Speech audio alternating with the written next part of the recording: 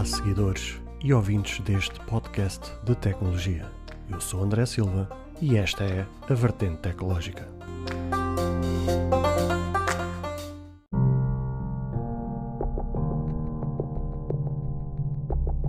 Esta semana, na Vertente Tecnológica, vamos falar sobre o aumento do serviço de streaming Disney+,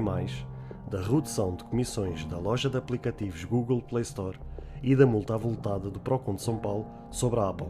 Fica aí para ouvir estas notícias e muito mais.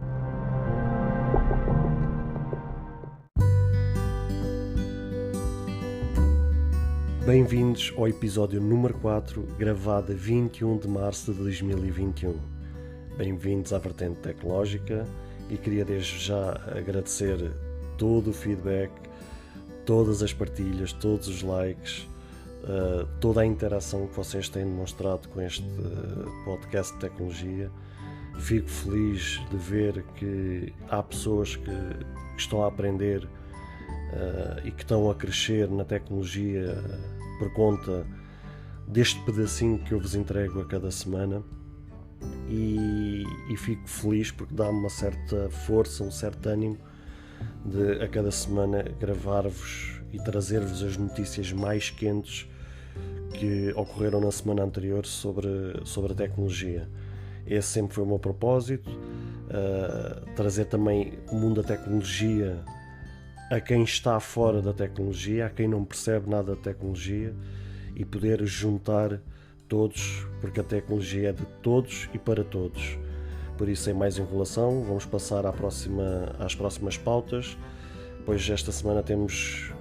notícias bastante quentes no mundo da tecnologia, com, por exemplo, o processo do Procon de São Paulo sobre a Apple. Temos também a redução de comissões da loja de aplicativos da Google Play Store e também temos o aumento mensal e anual do plano do serviço de streaming da Disney+. Por isso, sem mais enrolação, vamos passar às pautas das notícias desta semana.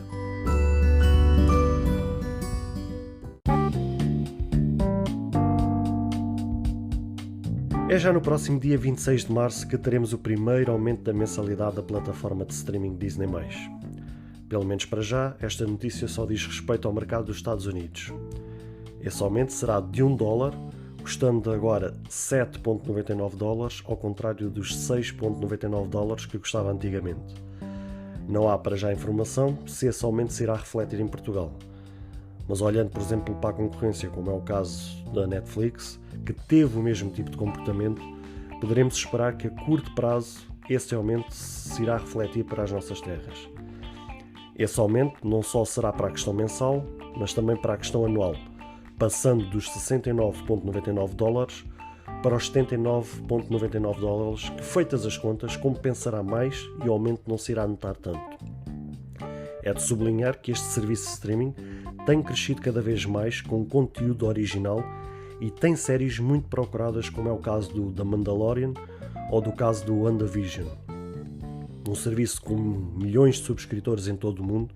é de esperar que as produções possam crescer cada vez mais. Eu posso vos dizer que atualmente sou assinante deste serviço do Disney+, por conta da minha enteada, e o serviço tem sido fantástico. Filmes e séries brutais, com um serviço espetacular. A nível de interface e design é muito semelhante à Netflix. E eles basicamente estão a seguir os mesmos passos da Netflix. Começaram com um preço baixo para atrair clientes, para atrair subscritores, mas com o tempo, obviamente, para a oferta que eles têm, era uma questão de tempo, de médio e longo prazo, eles começarem a aumentar os preços. Claro que eles também vão começar a aumentar as ofertas, vão começar a aumentar os serviços, vão englobar cada vez mais conteúdo e cada vez mais ofertas para também justificar o aumento do custo da subscrição. Agora, o que eu acho estranho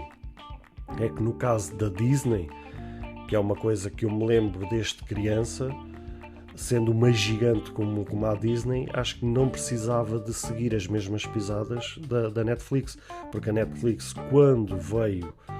a público pela primeira vez, ninguém conhecia, primeiro ninguém tinha a noção do que era um serviço de streaming, pelo menos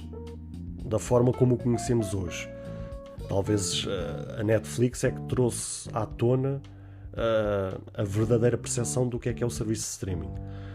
Ou seja, acabou quase por ser a pioneira. Não digo a pioneira, porque quem foi a pioneira basicamente foi o YouTube, mas a verdadeira percepção do que é o serviço de streaming foi criado pela Netflix. E quando ela veio pela primeira vez, ninguém sabia o que era isso. Ninguém sabia o que era o serviço de streaming, ninguém sabia como é que aquilo funcionava, como é que era usado, ou seja, ninguém tinha a percepção de nada. E no caso deles, sendo que era uma coisa nova, justificava-se esse tipo de comportamento, ou seja, começar com um preço bastante reduzido, bastante atraente, nomeadamente com a questão da partilha de contas, em que uma pessoa subscrevia várias telas e depois dava para partilhar entre familiares e amigos. E depois, mais tarde, com a ascensão, com o aumento dos clientes, justificava-se então fazer essa jogada de aumentar os preços, não só mensais como anuais. No caso da Disney, não precisava de fazer isso. Eu acho que ela, logo desde o início, sabendo o poder e da oferta que eles tinham, podiam começar com um preço e fixar esse preço, não me digo eternamente, mas durante uns bons e vários largos anos, para justificar não haver aumentos de preços, porque assim ela vai estar sempre associada à concorrente Netflix neste sentido. Ou seja, um dia, quando toda a gente se sentar e for debater este tema,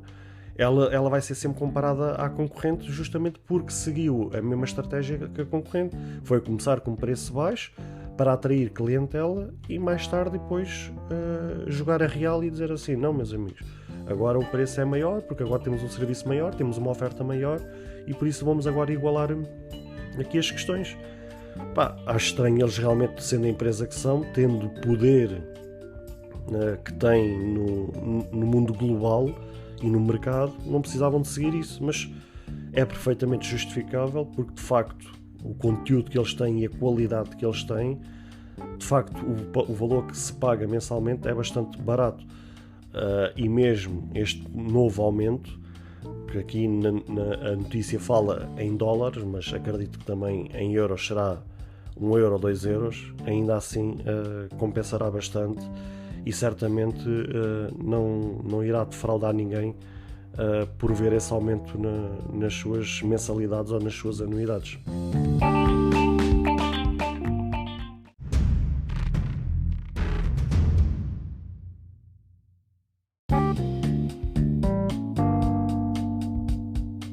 Foi na manhã de terça-feira, dia 16, que a aplicação de comunicações do Signal foi bloqueada, deixando de funcionar em toda a China, para continuar a ser usada só recorrendo aos serviços de VPN. Esta aplicação ganhou bastante notoriedade quando veio a público as questões de privacidade, ou neste caso a falta dela, em relação ao seu maior concorrente, o WhatsApp. O ponto forte desta aplicação é justamente a questão de privacidade do seu utilizador,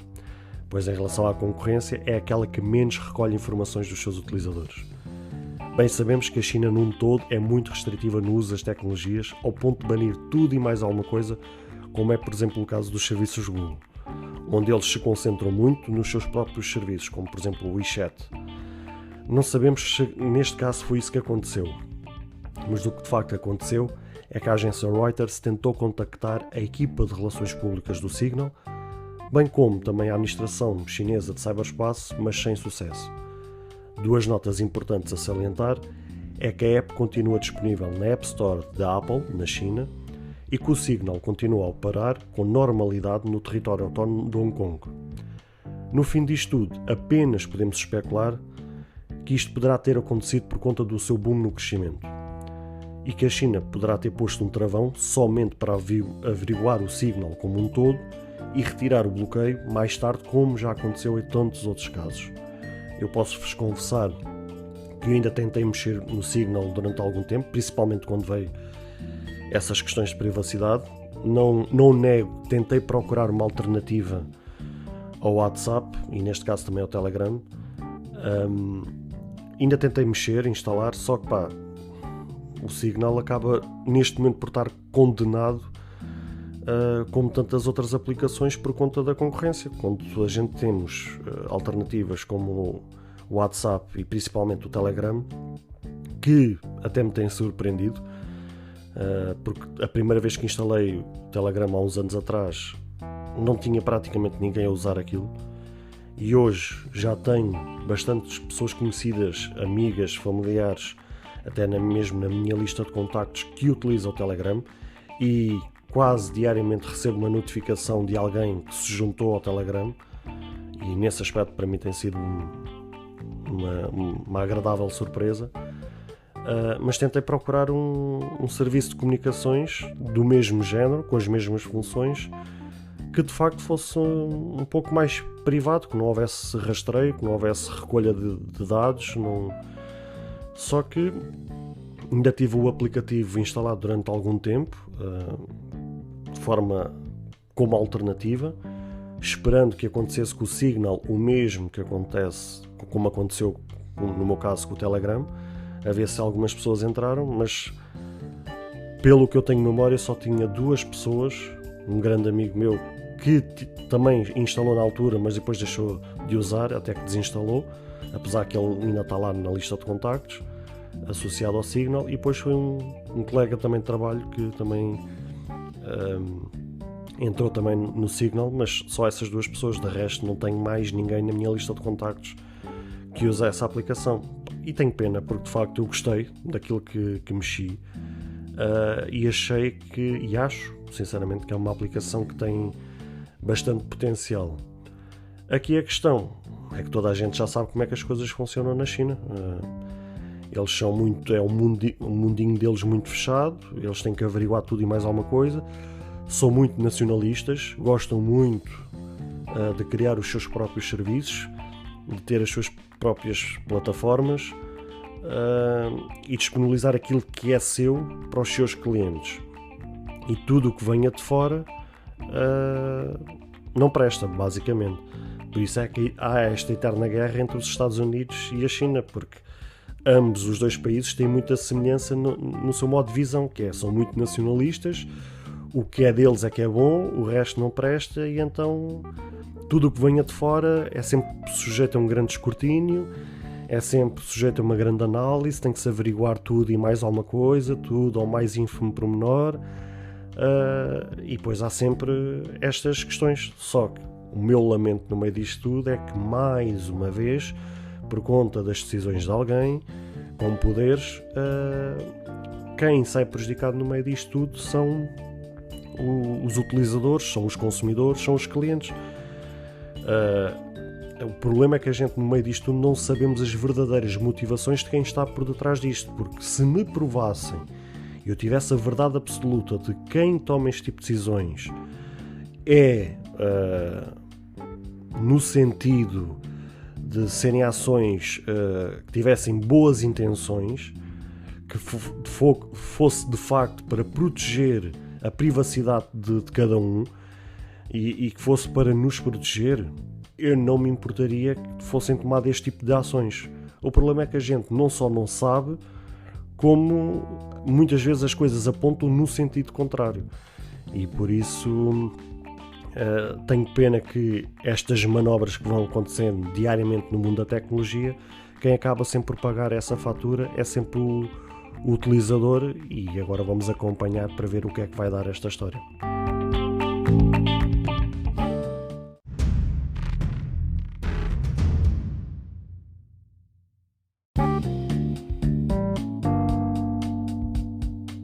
Quem aqui se lembra de um ataque cibernético que aconteceu mais ou menos a meio de 2020 a várias contas do Twitter,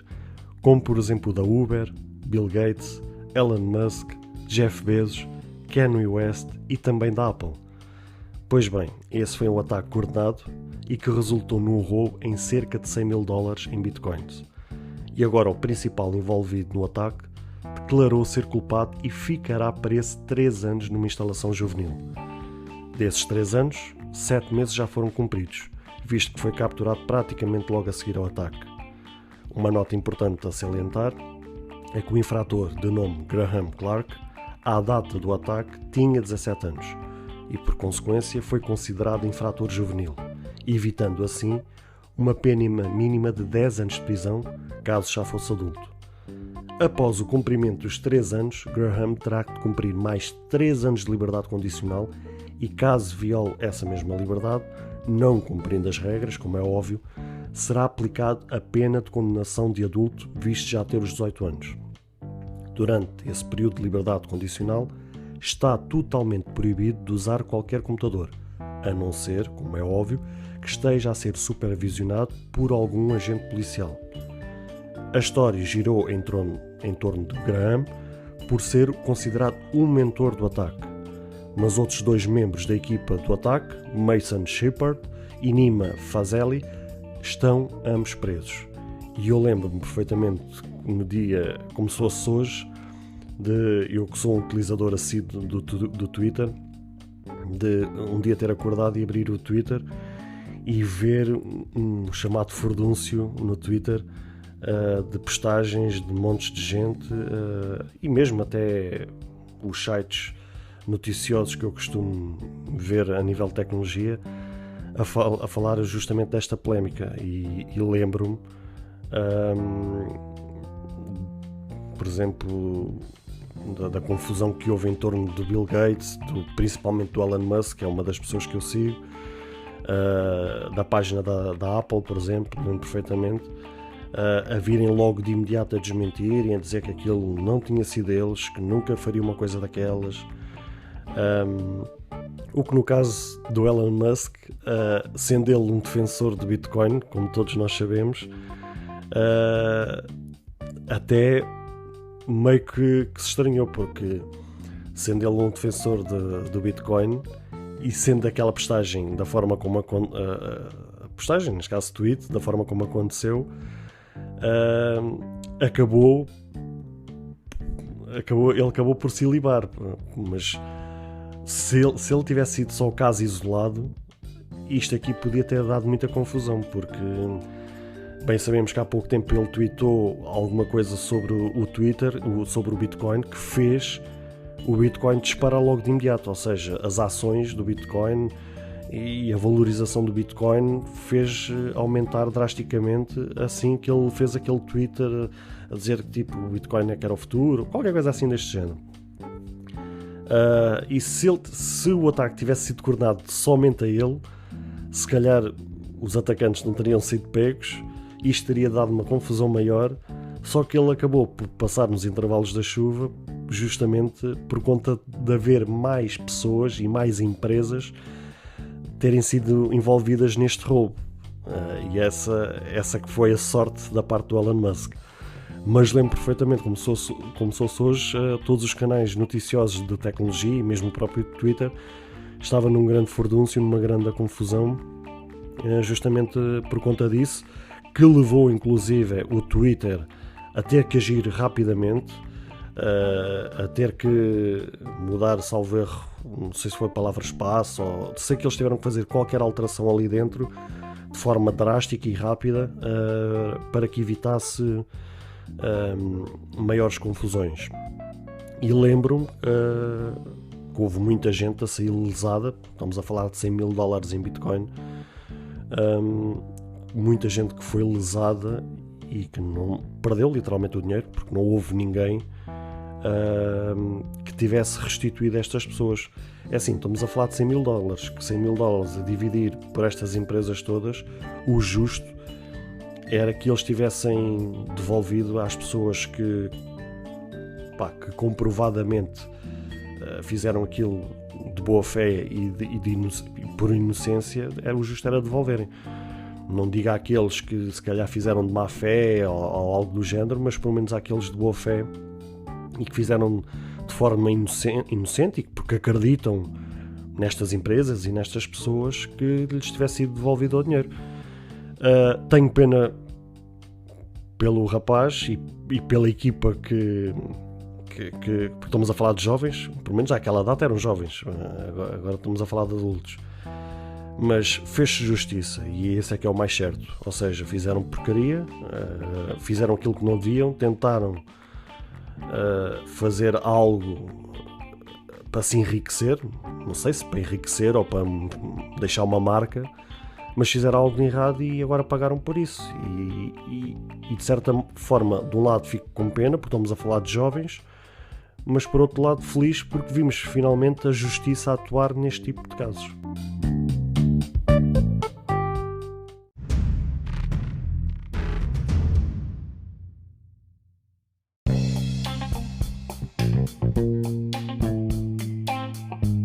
Foi durante a semana passada que a Google anunciou a intenção de reduzir as comissões praticadas na Play Store para os 15% ao passo dos 30% cobrados atualmente. Medida essa que vem depois da mesma medida tomada pela empresa da maçã no final de 2020. Que curioso, não é, meus amigos? A medida será imposta já a partir do próximo dia 1 de julho de 2021. Ela tem algumas restrições, como por exemplo, aplica-se somente a programadores que vendam produtos ou serviços digitais, assim como só irá funcionar os 15% para os programadores que tenham uma faturação ou receitas até $1 milhão a cada ano. Segundo a Google, ela alega que espera que esta medida não só abranja os 99% dos programadores de serviços digitais atualmente,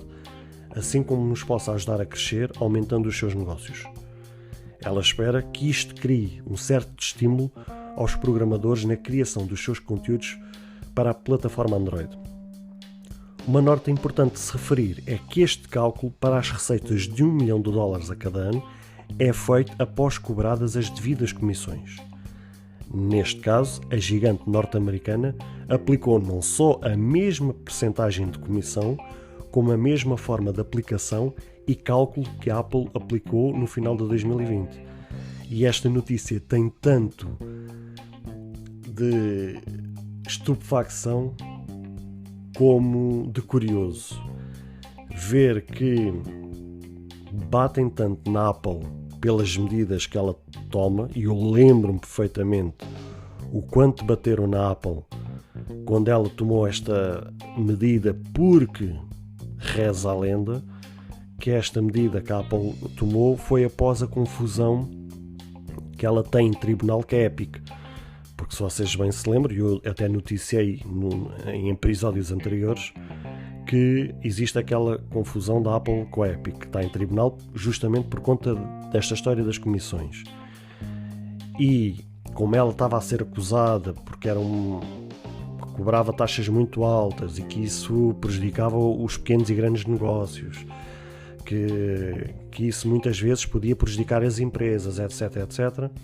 E também, de certa forma, para fugir às questões antitrust e por aí fora, ela praticamente logo a seguir a essa história em tribunal, que ainda está longe de ser resolvida, tomou esta medida de aplicar essa redução de 15% para os pequenos negócios com uma faturação de $1 milhão. E eu lembro-me o quanto ela foi acusada, o quanto bateram nela, etc. Mas é curioso que a Google, passado agora uns meses, nem foi assim há tanto tempo, porque esta notícia da Apple remete-nos a final de 2020, estamos a falar de quê? 3, 4 meses que isso aconteceu, a Google fazer exatamente o mesmo. Quer dizer, a loja Google já existe há não sei quantos anos, que tem milhões e milhões e milhões de aplicações, de desenvolvedores a trabalhar para ela diariamente, e muita gente se enriqueceu e fizeram-se grandes empresas à conta destas lojas de aplicações. Nunca ninguém se queixou. De repente foi preciso um processo em tribunal da Apple, neste caso da Epic contra a Apple, que gerou-se logo uma série de empresas a quererem se juntar e a serem muito solidárias com a Epic, e porque a Apple é que era má e que era isto e que era aquilo. E de repente agora a Google tomou esta medida e não vi em lado nenhum ninguém a criticar essa questão. Eu gostava, e não estou com isto a dizer que a Apple foi santa nesta história, porque acredito, e também achei muito curioso esta história da Apple ter acontecido justamente após o processo do tribunal contra a Epic, mas apesar dessas intenções que não estão tão bem explicadas e que nunca foram tão bem explicadas, acho injusta não serem tomadas a mesma medida de crítica e de ataque, porque era justo que agora fizessem com a Google o mesmo que fizeram com a Apple quando foi feito, quando a Apple anunciou aquilo naquela altura. Era chegarem ali e dizer assim: então, mas agora fizeste agora estás a fazer a mesma medida, estás a tomar a mesma medida, estás a fazer a mesma ação. Ninguém não. Foi noticiado, viu-se nos canais de notícia em toda a parte a falar sobre isto. Nenhum comentário, ninguém a criticar, ninguém a dizer se estava certo, se estava errado, simplesmente passou pelos intervalos da chuva como se nada fosse. E que eu saiba, a loja da Google tem tanto poder como a loja da Apple. Ambas são lojas extraordinárias, com milhões de aplicativos, fizeram enriquecer não sei quantas empresas, só que acho curioso, ou seja, tanto achei curioso esta medida da Apple naquela altura quando aquilo aconteceu, como também acho curioso meses depois, faz lembrar um bocado como a história do carregador. A Apple tirou o carregador e toda a gente foi atrás. Aqui foi a mesma coisa. A Apple reduziu as comissões e vai a Google e tirou. Só que a Apple foi xingada, foi criticada, aconteceu tudo e mais alguma coisa. A Google fez exatamente a mesma história e ninguém falou nada. Por isso é que eu comentei a dizer que isto é é uma notícia de tão perplexidade como de curioso.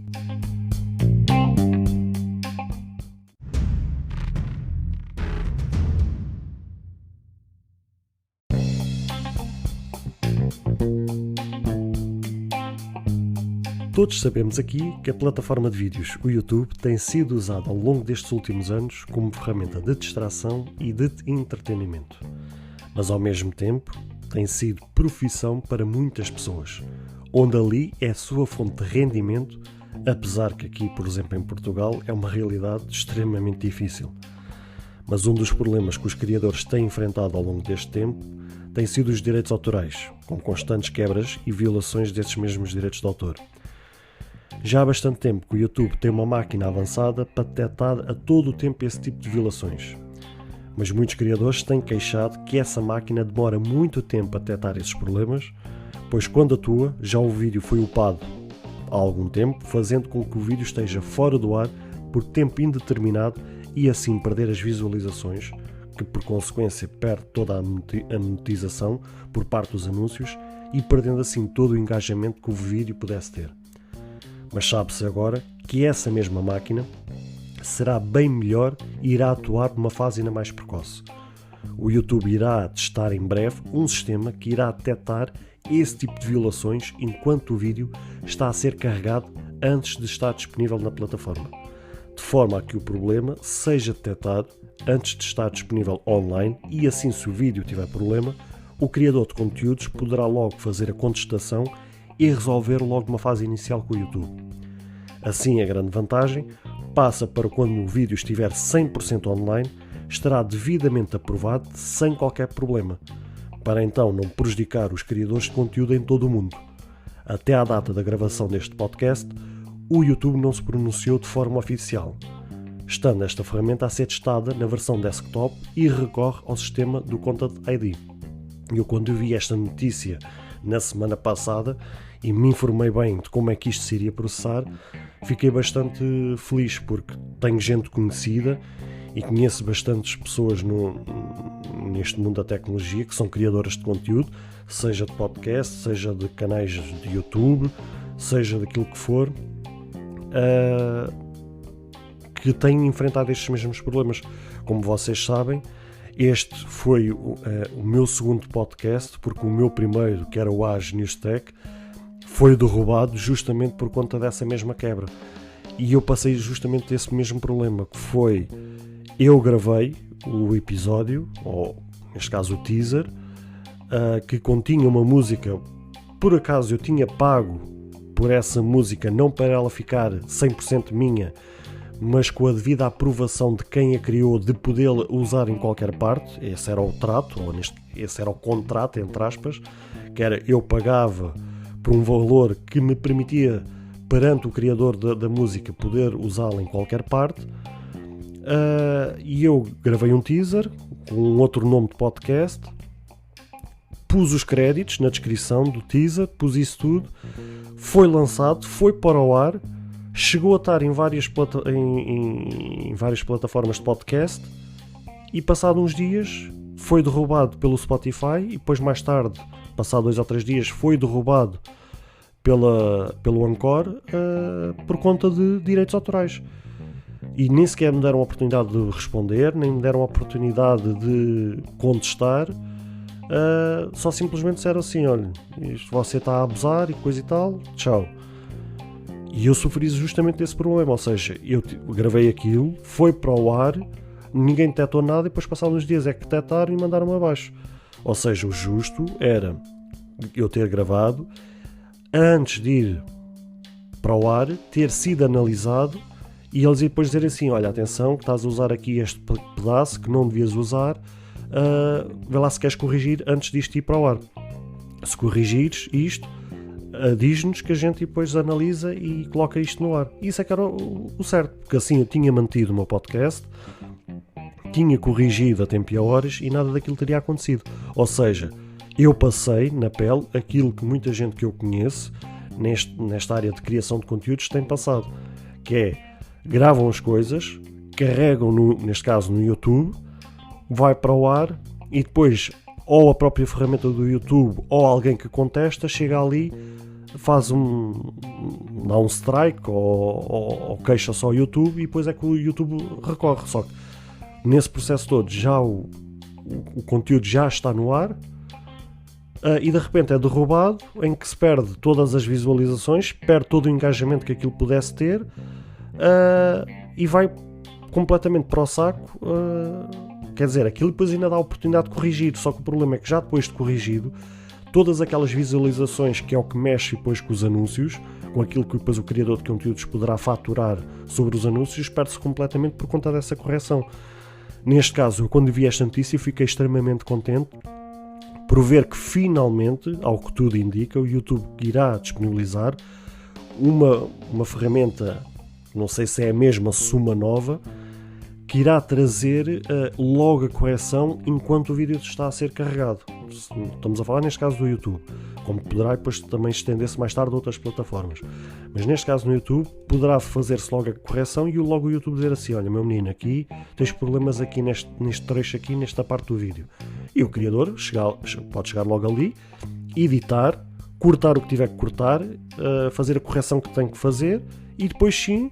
devidamente aprovado, está no ar. Claro que não quer dizer com isso que ele não esteja sujeito a strikes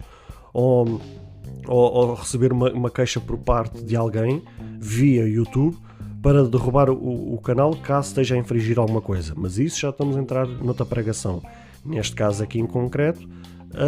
vai dar a oportunidade, antes do vídeo estar no ar, de poder-se corrigir logo numa fase inicial as coisas para fazer a devida correção e assim estar no ar.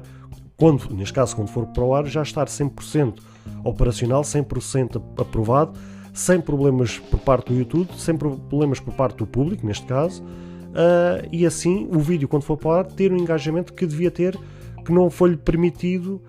como está a acontecer atualmente, em que eu vejo muitos criadores de conteúdo que foram-se completamente abaixo, justamente por conta deste tipo de medidas, porque lançavam os seus vídeos, davam aquele boom logo numa fase inicial, mas depois passado ali uns minutos ou ao meio-dia ou mesmo um dia que fosse, chegava ali alguém, derrubava aquilo, pronto, perdia-se completamente. E depois quando a pessoa editava aquilo, ia corrigir aquilo e depois punha aquilo outra vez no ar, já se tinha perdido todo o engajamento, já se tinha perdido toda a situação e tudo aquilo que ele tinha conquistado tinha ido completamente para o saco, tinha ido completamente por água abaixo. Neste caso assim, vai ser salvaguardado finalmente os interesses dos criadores de conteúdo.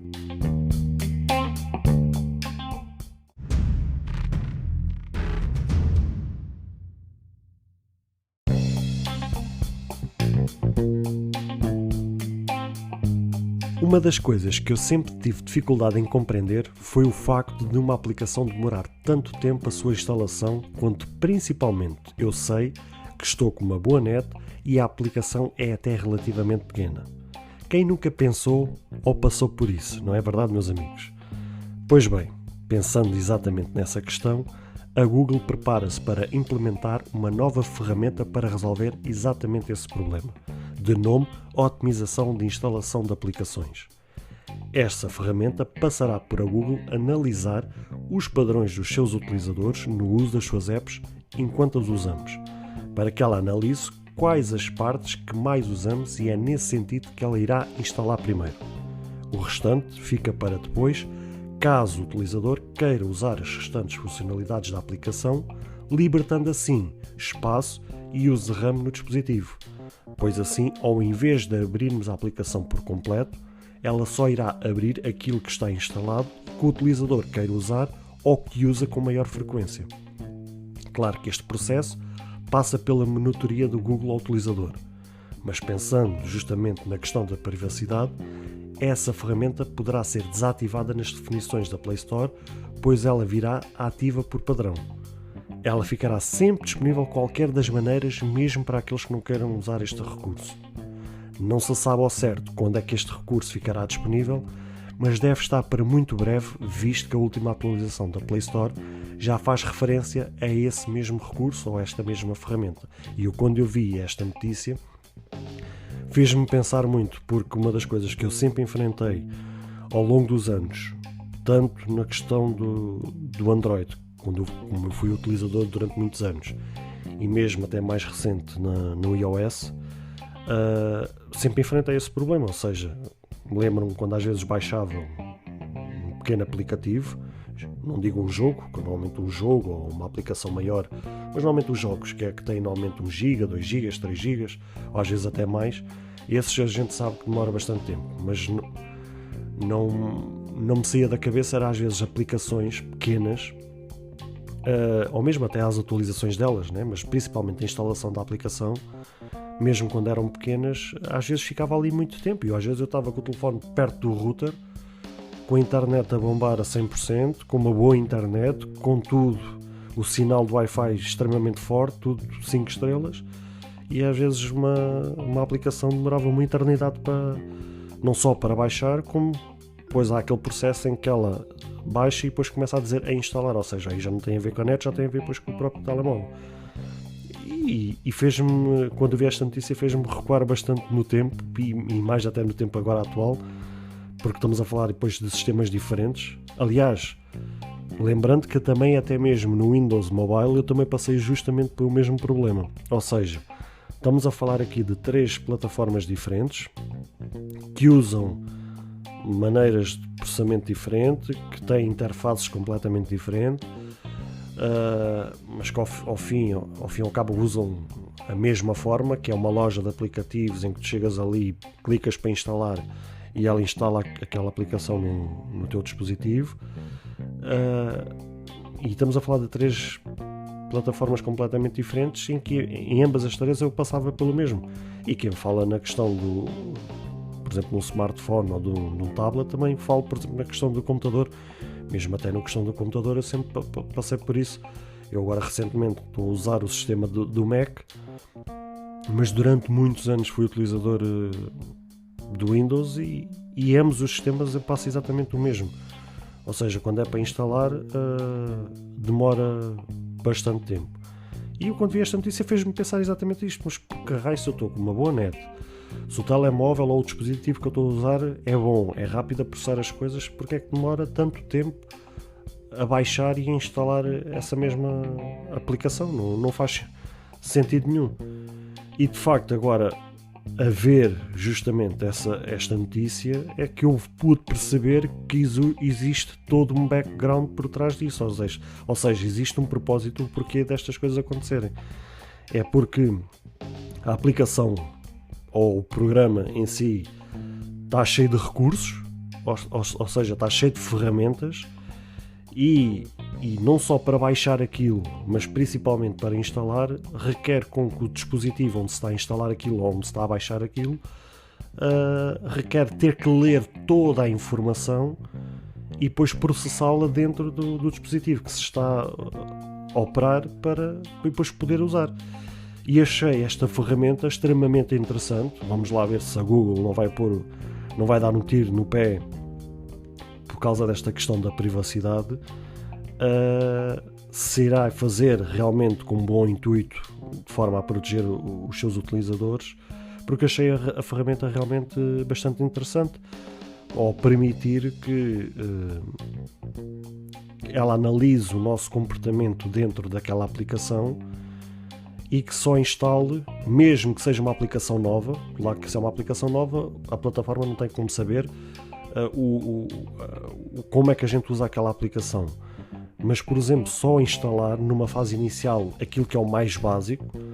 aquilo que será o padrão, por exemplo, fazer um login ou fazer um registro, como por exemplo no caso do Instagram, quando a gente usa o Instagram pela primeira vez, passa por registrar na plataforma, neste caso criar um perfil, editar os dados do perfil, pôr uma primeira foto, ou fazer um primeiro stories, pronto, aquelas coisas mais básicas, que é o inicial, né? Neste caso, imaginemos que é uma conta de um banco,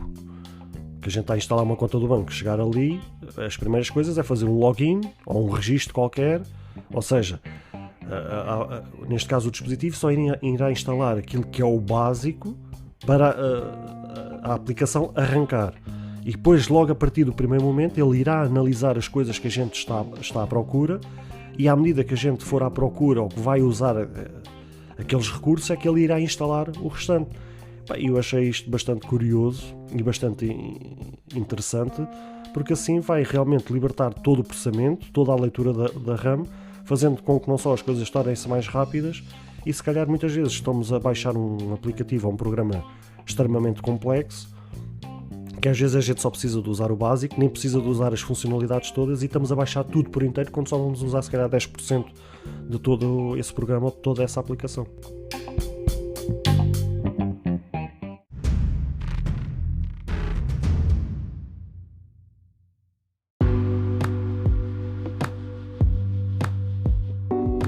A Apple implementou na linha 12 dos iPhones pela primeira vez a tecnologia 5G, e foi essa uma das novidades naquela época. Quando os seus utilizadores esperavam que esta tecnologia trouxesse velocidades acima da média, por conta de ser uma nova tecnologia,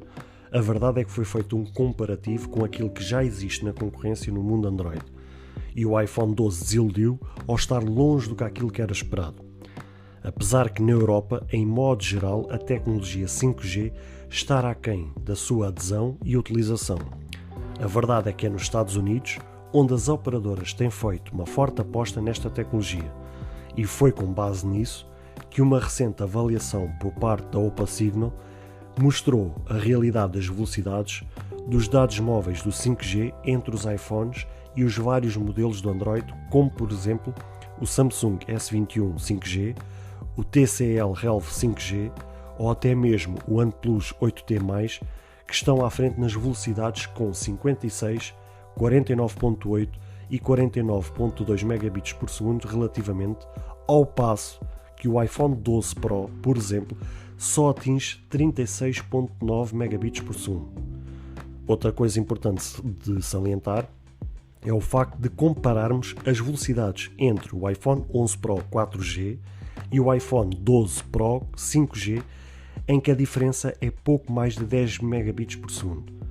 Os testes realizados pela OpenSignal foram feitos em 5G na banda Millimetric Wave, onde o 5G opera em velocidades superiores ao 5G tradicional. Em suma, fica claro que a Apple, no que toca a este tema, tem um longo caminho pela frente, e eu, quando vi esta notícia na semana passada, fiquei bastante surpreendido, porque eu lembro-me, e lembro como se fosse hoje, quando foi feita a apresentação, eu estive a assistir em direto à apresentação dos iPhones. Uma das coisas que eles, aliás, a coisa que eles mais fizeram referência na apresentação foi a questão do 5G, mas falaram, tanto que isso até virou meme no Twitter e nas diversas redes sociais, porque acho que o Tim Cook referiu a palavra 5G 400 mil vezes. Claro que isto é um exagero, mas lembro-me que referiu 5G, não só ele, como quem também fez a apresentação, porque foram divididas entre várias pessoas, fizeram a referência ao 5G e a esta banda Millimetric Wave, que é uma banda superior ao 5G tradicional, a velocidades estonteantes, e que o 5G é que era o futuro, e que o 5G era isto, e que o 5G era aquilo, e sendo eles uma empresa norte-americana a operar nos Estados Unidos, em que o 5G lá já está a bombar a 100%, de uma forma normal, como se fosse o 4G aqui em Portugal. Para mim foi uma surpresa e fiquei bastante perplexo quando vi isto, porque não estava à espera que, numa coisa em que eles fizeram tanta referência, em que eles fizeram o 5G quase a cereja no topo do bolo da apresentação, que apresentasse resultados tão fracos face àquilo que é apresentado na concorrência. Eu, no mundo Android, já sabia que a banda 5G já estava a bombar a 500%, e sabia porque já tinha visto algumas reviews por parte de alguns criadores de conteúdo de diversos modelos de Android com 5G a fazerem esse mesmo teste, nomeadamente naqueles espaços, acho que em Espanha, salvo erro, naquelas conferências de apresentação, nomeadamente agora quando houve cá o Web Summit, que também, a salvo erro, teve lá o 5G, apesar muito condicionado, não nesta última, mas acho que na outra anterior, ou foi nesta última ou foi na anterior, agora não me recordo bem. Sei que fizeram lá testes e tudo, e de facto as velocidades eram estonteantes, e por isso sabia que essa banda tinha sido bem implementada, ou essa tecnologia tinha sido bem implementada no mundo Android. Agora, eu não estava à espera de uma coisa que foi feito um alarido tão grande por parte da Apple nessa tecnologia nos iPhones, que apresentasse, eu não digo que são resultados medíocres, mas face àquilo que é apresentado na concorrência, estava à espera sinceramente melhor. Até porque, se eles não tivessem feito essa referência tão grande na apresentação, que se tivesse só sido abordado muito ao de leve, se calhar a desilusão não era assim tanta, porque as pessoas também não criavam assim tanta expectativa e passavam um bocado ao lado. O problema é que foi criada uma grande expectativa em torno deste assunto e que pouco ou nada, quer dizer, que depois, em termos de espremido, saiu pouco sumo, né? Porque com resultados ainda tão fracos. Então eu não quero imaginar em Portugal, porque se em Portugal o 5G está a funcionar da forma como está a funcionar, o que dirá então noutros países ou outra situação qualquer. Vamos aguardar se irá haver melhoras. Uma das coisas que eu sei que eles irão trabalhar é nesta questão da banda, porque eu tenho vaga ideia que esta banda do 5G ainda pertence à Qualcomm, por causa do modem que está embutido, ainda pertence à Qualcomm, que eles ainda têm contrato de exclusividade.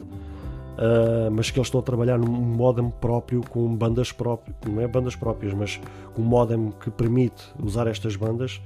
de uma forma própria, sendo próprio material deles, que depois irá permitir outros desempenhos. Por isso vamos aguardar se de facto eles irão melhorar isto, e se de facto de hoje para amanhã, se eles mudarem o modem para um próprio deles, conforme agora fizeram com o CPU no caso do M1, se eles trabalharem ou conseguirem pôr um modem dentro do M1, um modem próprio deles, com uma melhor otimização feita por eles, certamente os resultados serão superiores àquilo que está a ser apresentado atualmente no mercado, seja ele no Android ou noutra coisa qualquer. Por isso vamos aguardar o que é que isto irá trazer por parte da Apple.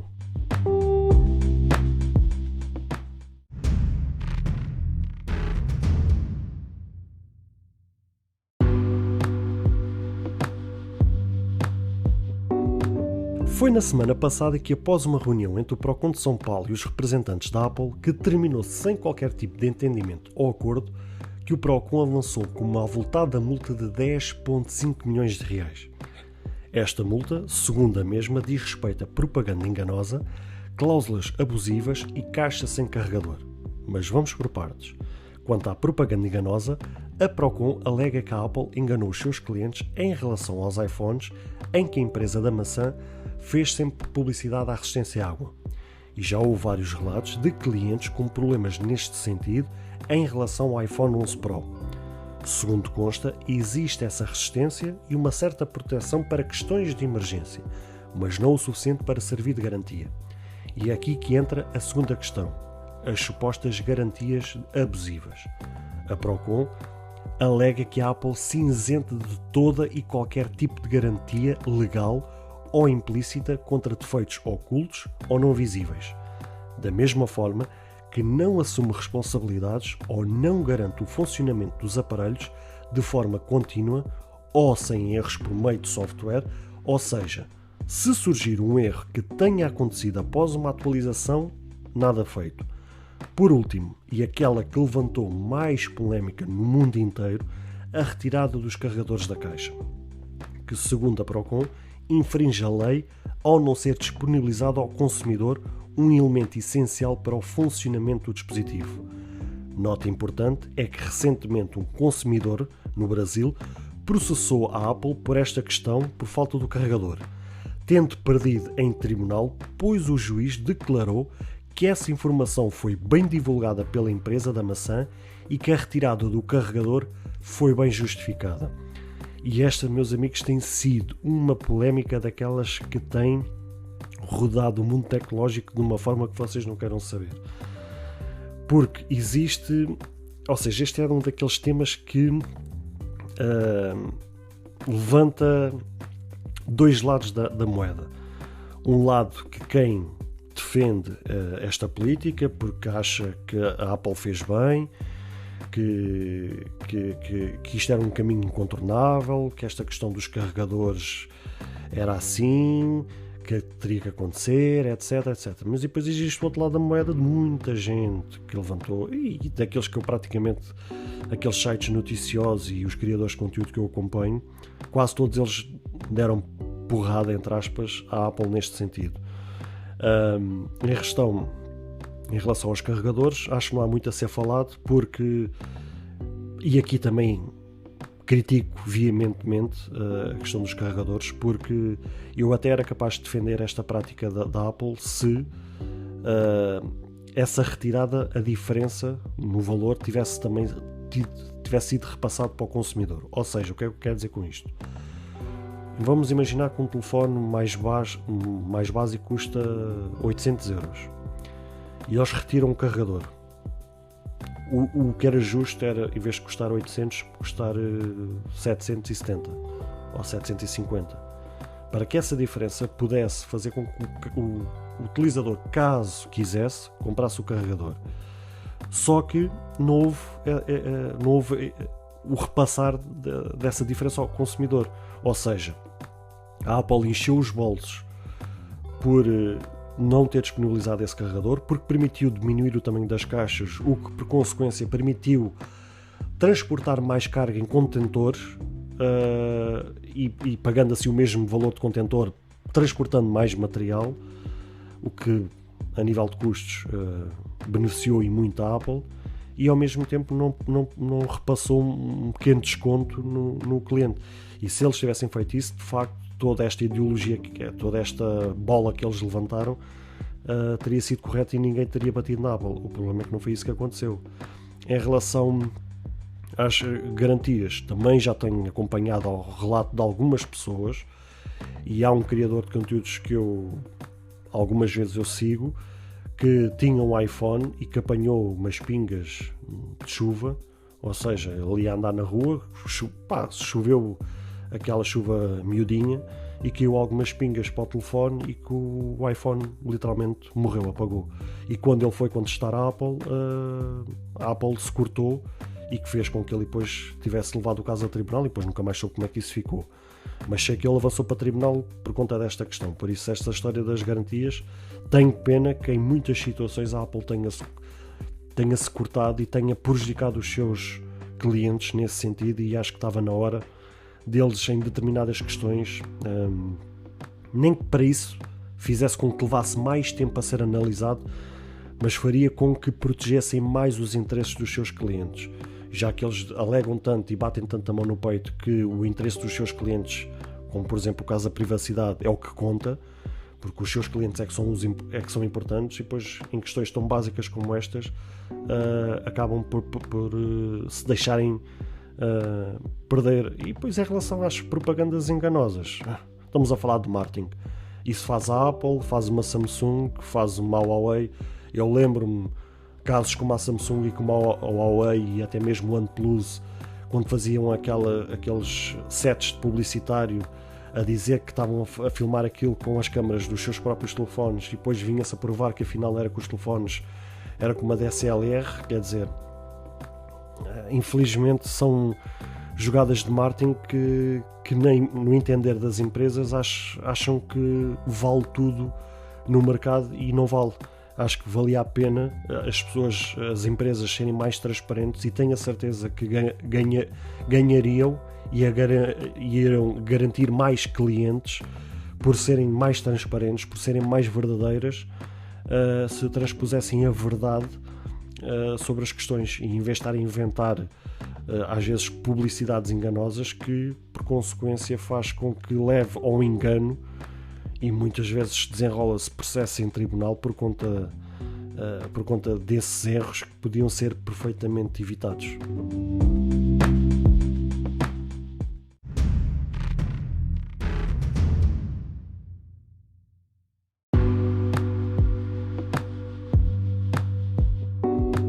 Por esta é que nós estávamos à espera, meus amigos. Após termos acompanhado esta novela de Tio Mark versus Tio Tim, ou seja, Facebook versus Apple, que as mudanças que irão acontecer no iOS 14.5 sobre as questões do ATT, ou seja, App Tracking Transparency, que muito tem sido criticado por Mark Zuckerberg, alegando sempre que estas medidas da Apple irão prejudicar os programadores e as empresas em geral, foi na semana passada, numa conversa em uma sala no Clubhouse, muito curioso, que o tio Mark disse afinal que estas medidas serão positivas para o Facebook. What? Pois é, segundo ele, e passo a citar, abre aspas, é possível que estejamos até numa posição mais forte se as mudanças da Apple incentivarem mais empresas a comercializar nas nossas plataformas, dificultando o uso dos seus dados para encontrar clientes que gostariam de usar os seus produtos fora das nossas plataformas. Fecha aspas. Toda esta referência diz respeito ao Facebook Shops e ao Instagram Shops, onde ele alegou nessa conversa que tem mais de 1 milhão de lojas ativas e mais de 250 milhões de pessoas usando estas lojas. Ou seja, segundo o raciocínio dele, é que as pessoas possam comprar ou vender no local seguro, nestas plataformas, e que não corram o risco de sair destas shops à procura dos mesmos produtos em sites ou plataformas que não garantam a privacidade dos dados dos seus clientes. E eu que tenho acompanhado esta novela desde o início, eu pensei assim, o que se passa aqui? Ou seja, é aquele velho ditado que diz, se não podes com eles, junta-te a eles. Ou seja, ele já há muito tempo que já se apercebeu que tem berrado por todos os lados em relação a estas mudanças que a Apple quer implementar no iOS 14.5 nos seus dispositivos, que vai permitir informar e permitir a escolha aos seus usuários, aos seus utilizadores, não só a informação de que informações é que aquele aplicativo está a rastrear,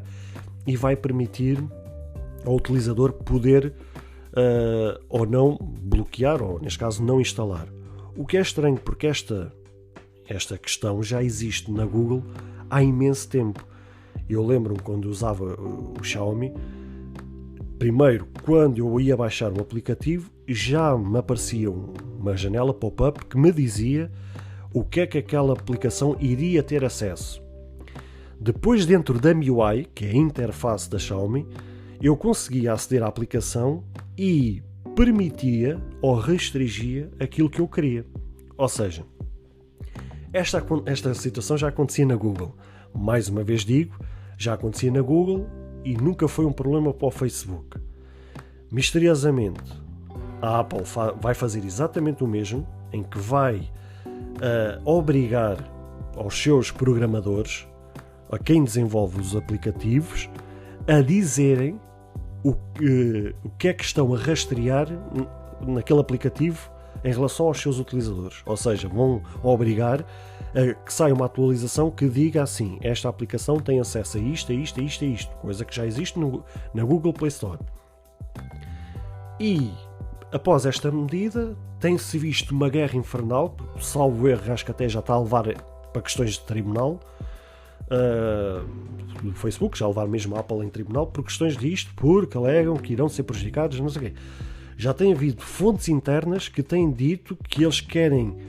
infligir dor à Apple por conta destas medidas, ou seja, parece que estão a querer matar a mãe do Mark, o que é totalmente ridículo. E do nada, numa sala do Clubhouse, ele diz, não, eu até estou animado com isto, porque isto afinal vai nos fazer ainda mais fortes, porque vai permitir que, se a Apple fizer aquilo, que criar condições para os nossos clientes estarem nas nossas plataformas usando as nossas shops e poderem comprar lá com toda a segurança e salvaguardados de tudo. E por isso a gente esta medida vai nos tornar ainda mais forte e vai permitir salvaguardar os dados dos nossos utilizadores. Quer dizer, ele reverteu, porque ele já há muito tempo estava-se a perceber o ridículo que isto estava a criar, e tenho a certeza que ele já, os assessores dele, ou os sócios, ou quem está com ele, que já lhe deve ter dado um belo puxão de orelhas e já deve ter dito o quanto esta medida tem prejudicado o Facebook, nomeadamente, tal como eu já o fiz, desinstalei o Facebook, pelo menos desinstalei o Facebook pessoal. Eu estou a usar o Facebook por causa da vertente tecnológica, é só por causa disso que eu estou a usar o Facebook, porque senão nem usava sequer Facebook, eu já tinha desinstalado o Facebook. Ele já deve ter sentido no bolso dele a quantidade de pessoas que desinstalaram aplicativos por conta da quantidade enormíssima de informações que eles rastreiam. E já deve ter sido altamente aconselhado a dizer assim, Mark, para com isso, que isto já está a virar ridículo, as contas estão a ir para baixo, o pessoal já está a desinstalar o Facebook, isto já está a bater lá no fundo, a gente tem que virar o jogo. E ele, que não é esperto, que não é burro nenhum, é extremamente inteligente, e por isso criou uma empresa milionária, bilionária como o Facebook, da forma como toda a gente sabe, permitiu que ele então virasse o jogo e agora transformar isto numa coisa positiva, em que o Facebook, no final de contas, vai ganhar com tudo isto, e para mostrar aos seus clientes que afinal não, vocês é que são importantes e que a gente está a querer salvaguardar os vossos interesses acima de qualquer coisa. Mark, vai dar uma grande volta ao bilhar grande.